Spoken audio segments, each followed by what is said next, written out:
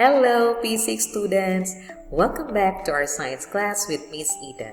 We are now on Unit 3, Food Chains. Let's get our Science People's book and open it on pages 50 to 60 while watching this video. So what are you waiting for? Let's get started! In this chapter, you will learn to recognize how food chains can be used to represent feeding relationships in a habitat. Recognize that many food chains begin with a plant which uses energy from the sun. Recognize the terms producer, consumer, predator, and prey. Investigate and construct food chains in a particular habitat. To get started, look at the picture on your pupil's book pages 50 to 51. What do the gazelles in the picture feed on to get energy? Where does the grass get energy? Does any other animal feed on the lion? How can we show the feeding relationship between the lion, gazelle, and grass? For Lesson A, what are the relationships between living things in a habitat? Our learning outcomes are the following. Recognize how food chains can be used to represent feeding relationships in a habitat. Recognize that many food chains begin with a plant which uses energy from the sun. Recognize the terms producer, consumer, predator, and prey. How do living things depend on one another? Do you have a garden in your school? Of course we do. A garden is a habitat for many different kinds of plants and animals. How do animals depend on plants in a garden?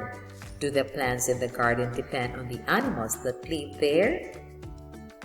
Some animals that live in a garden feed on plants. We have here grasshopper feeding on a leaf and bird feeding on a nectar in a flower.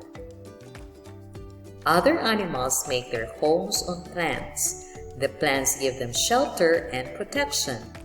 We have here ants making a nest on a tree, bird making a nest on a tree, and a squirrel taking shelter in a tree.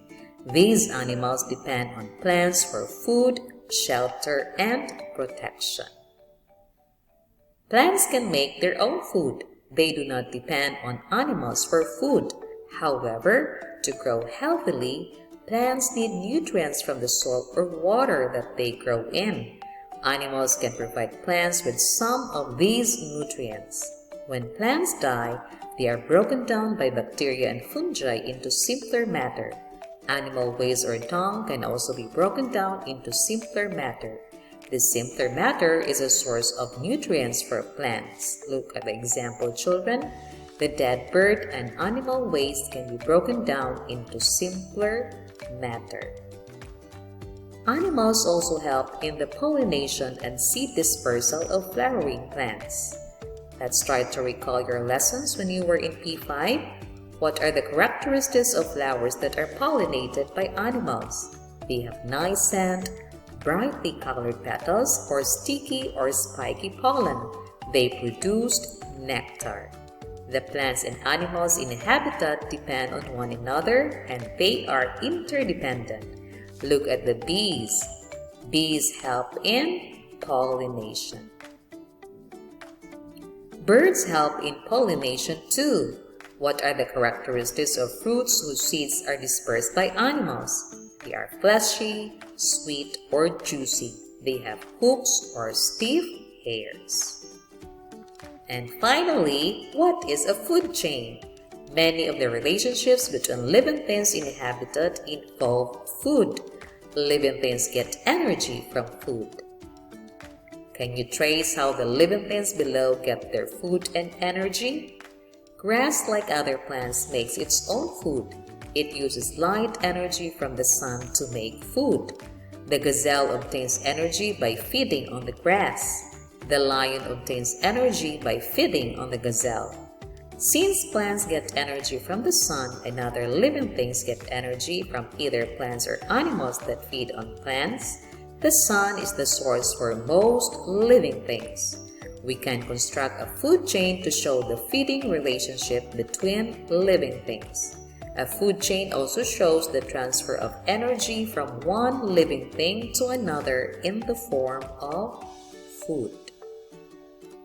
This food chain shows the feeding relationship between the grass, gazelle, and lion, and the transfer of energy from the grass to the gazelle and lion. The arrow in the food chain means eaten by. In the food chain below, the grass is eaten by the gazelle, which is in turn eaten by the lion. Grass is called a producer because it makes or produces its own food. The gazelle and lion are called consumers because they consume or eat other living things. Animals that hunt and eat other animals are predators. Animals that predators hunt and eat are prey. For example, the lion eats the gazelle. It is the predator of the gazelle. The gazelle is thus the prey of the lion. And that ends our video lesson, children.